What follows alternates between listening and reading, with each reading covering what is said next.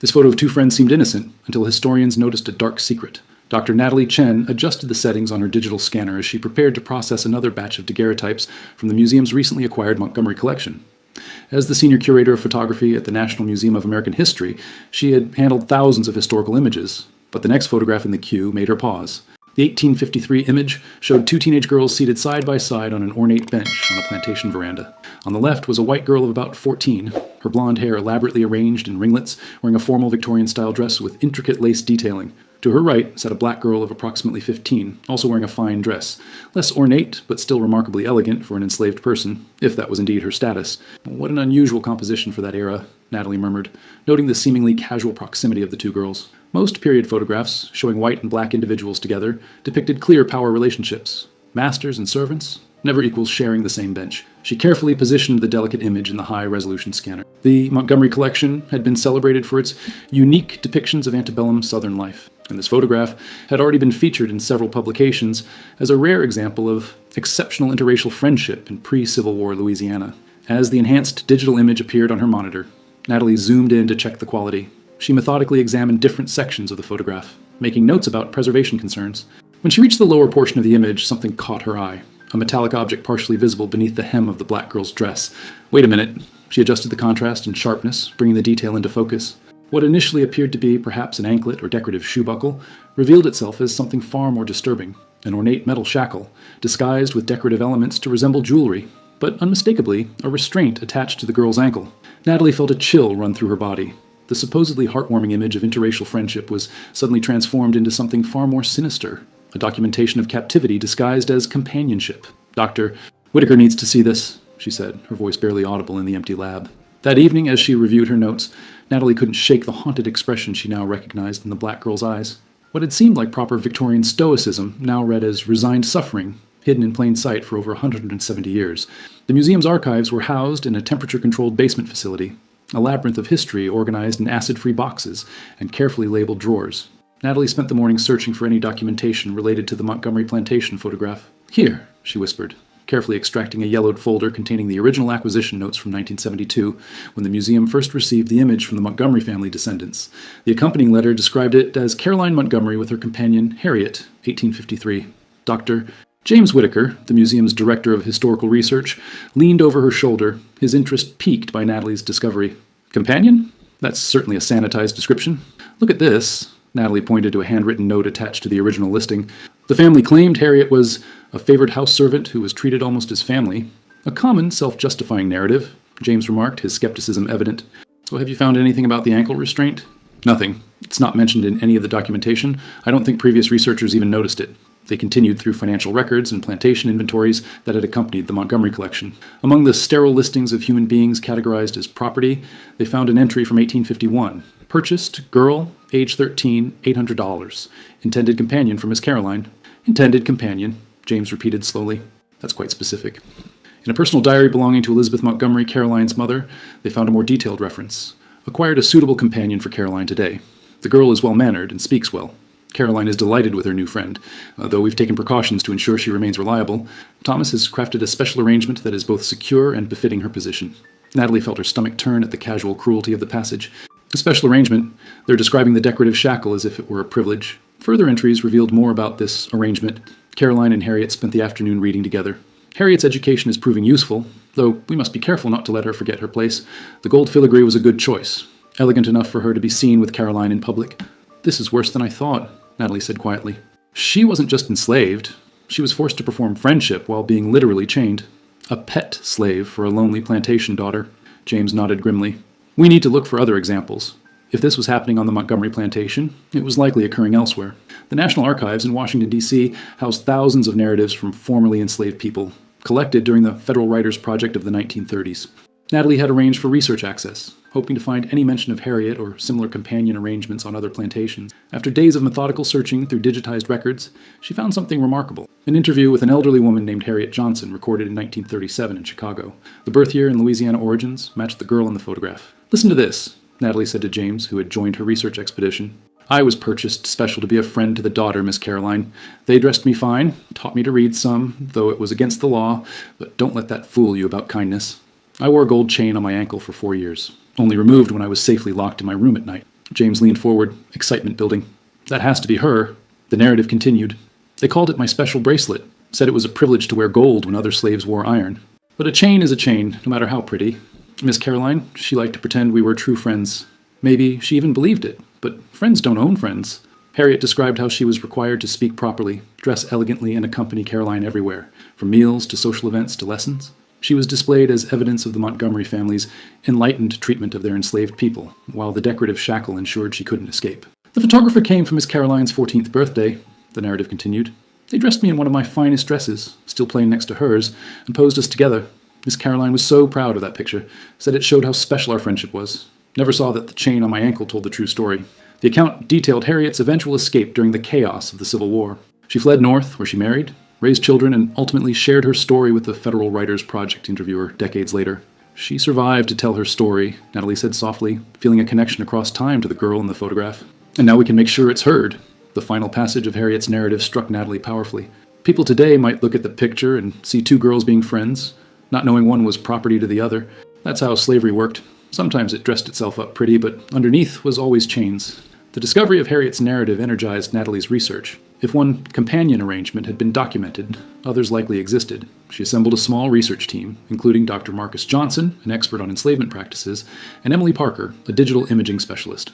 So we need to re-examine every supposedly friendly photograph of enslaved and free people together, Natalie explained during their first strategy meeting, looking specifically at the lower portions of images, which might have been cropped in published versions. They developed an algorithm to scan the museum's digital archives for similar visual patterns, formal portraits showing black and white individuals in close proximity, particularly children and young women. We've identified 43 potential matches, Emily reported 2 weeks later, bringing a tablet with a carefully organized collection of images.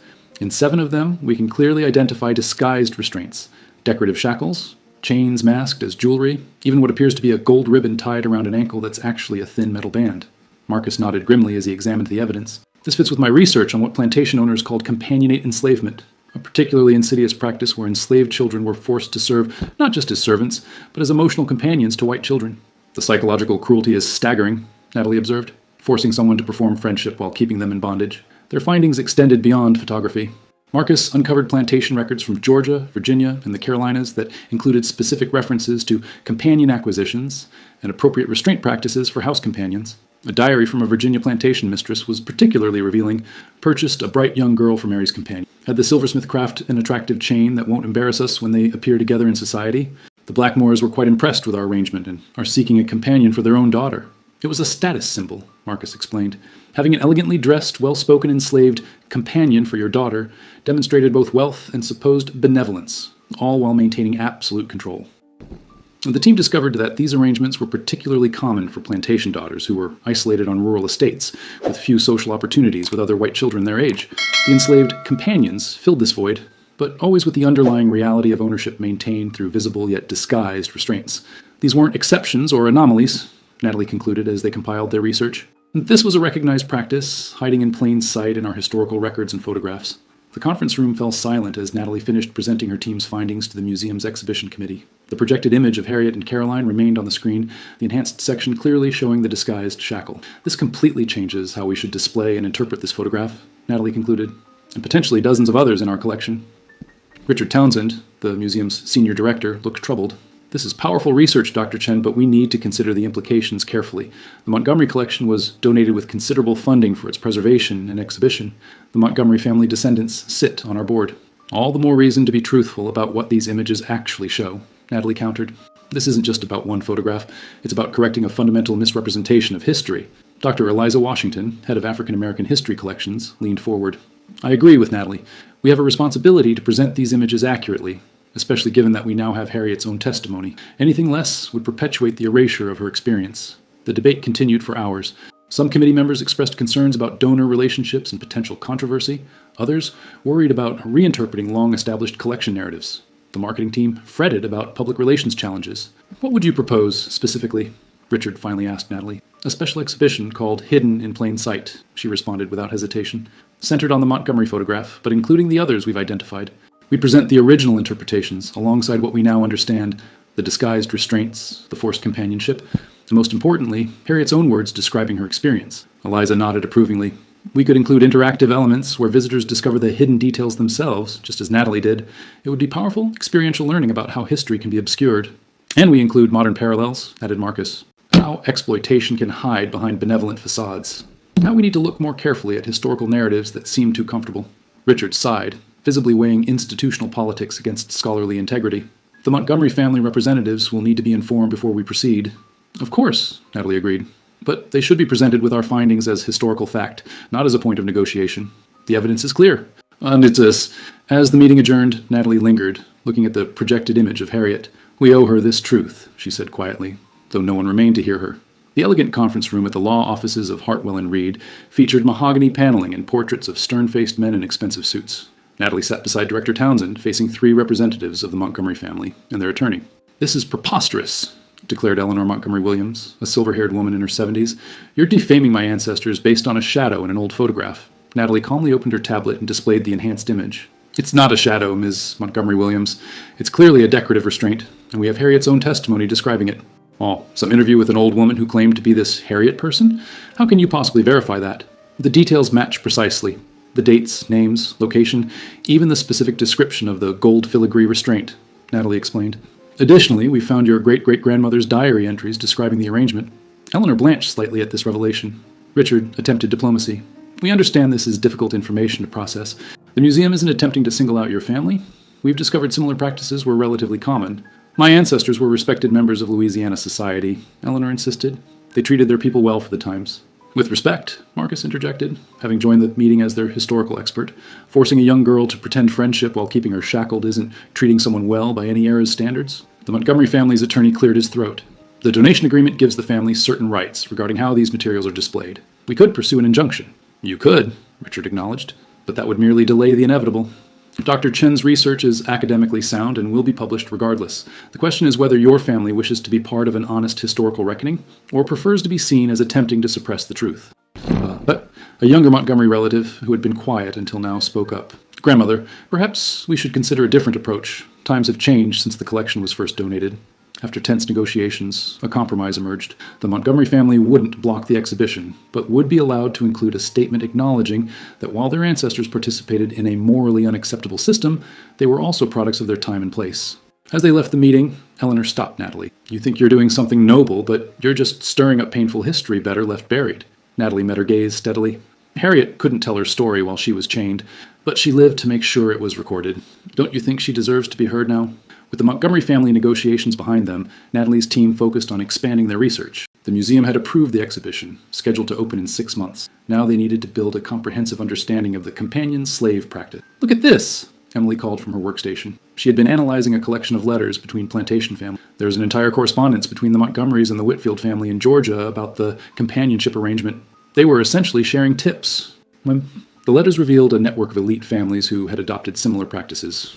Elizabeth Montgomery had apparently pioneered the decorative restraint concept, which was subsequently copied by other plantation mistresses, who saw it as a refined solution to their companion management. Marcus had been tracking financial records. I've found specialized purchases from jewelers and silversmiths, entries specifically for decorative anklets and companion bracelets. Some even include design specifications to ensure they couldn't be removed without a key. The team discovered that these arrangements were most common among wealthy families with daughters between 10 and 16 years old. The enslaved companions were typically slightly older than the white children they served, selected for intelligence and appearance, and often given unusual privileges like fine clothing and basic literacy, always with the underlying control maintained through physical restraints and psychological manipulation. It's a particularly gendered form of enslavement, observed Dr. Washington as she reviewed their findings. These girls were expected to provide not just service, but emotional labor, to appear genuinely attached to their enslavers. In auction records, they found evidence that enslaved children advertised as suitable companions commanded higher prices.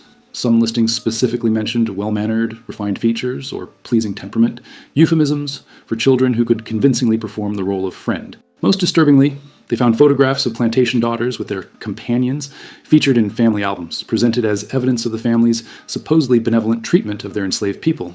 In many cases, the restraints were carefully positioned to remain just out of frame or disguised as decorative elements. They weren't hiding these arrangements, Natalie realized. They were proud of them. They saw them as enlightened. The ultimate display of power, Marcus added. Not just owning someone's body, but claiming ownership of their emotions and relationships too, forcing them to simulate friendship while ensuring they could never forget they were property. This understanding added layers of complexity to their exhibition planning.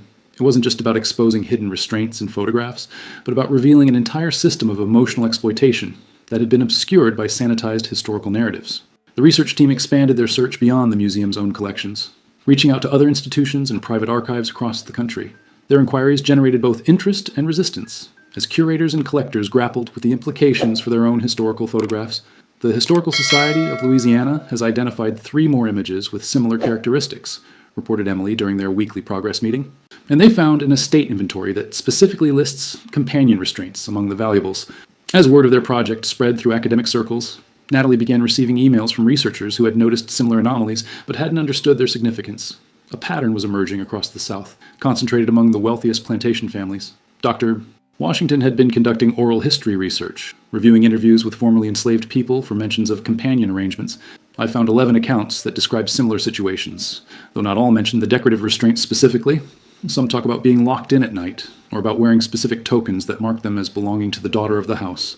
The most powerful breakthrough came when they located a descendant of another companion, a woman named Gloria Thompson, whose great-great-grandmother Rachel had been forced into a similar arrangement with the daughter of a Virginia tobacco planter.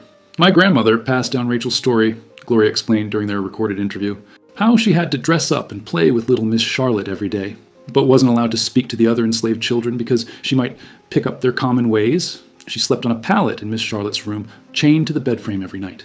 Gloria had preserved a small object, a decorative gold cuff with an internal locking mechanism passed down through generations. Rachel kept this after she escaped during the war. Said she never wanted her children to forget what pretty things could hide. The cuff was nearly identical to the one visible in the Montgomery photograph, confirming that these were manufactured items, not one-off creations. As their research database grew, they identified over 60 clear examples of the practice, spanning from the 1830s to the Civil War, concentrated among elite families in Virginia, Georgia, and Louisiana. The physical evidence, combined with written and oral testimonies, painted a comprehensive picture of a widespread, yet previously unrecognized aspect of slavery's psychological control. Each of these photographs tells the same story, Natalie observed as she reviewed their collection. A story of friendship that wasn't friendship at all, of chains disguised as jewelry, of childhood stolen and replaced with forced performance. The exhibition was taking shape, not just as a revelation about hidden restraints in old photographs, but as a powerful exploration of how history conceals its darkest aspects behind seemingly innocent images. The National Museum of American History buzzed with anticipation on opening night of Hidden in Plain Sight, Captive Companions. Media representatives, academics, and members of the public filled the specially designed gallery space where the exhibition was housed. The centerpiece was an enlarged version of the Montgomery Plantation photograph, with interactive lighting that illuminated the disguised shackle when visitors pressed a button. Around it, similar photographs were displayed with their hidden restraints revealed through careful enhancement and thoughtful presentation. Beside each image were the stories of the enslaved girls, drawn from historical records, diaries, and where possible, their own testimonies. Harriet's narrative featured prominently, her words displayed in elegant typography alongside the photograph, where she had been forced to pose as Caroline's friend. "We're not just showing what was hidden in these photographs," Natalie explained to a reporter from the Washington Post. "We're revealing how history itself can hide disturbing truths behind seemingly innocent images. These girls were required to perform friendship while being physically restrained and emotionally manipulated." The exhibition included Gloria Thompson's family heirloom, the golden restraint cuff, displayed in a central case.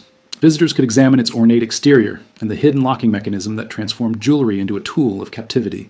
A digital interactive station allowed people to examine unaltered historical photographs and discover the hidden restraints for themselves, creating moments of revelation similar to Natalie's original discovery.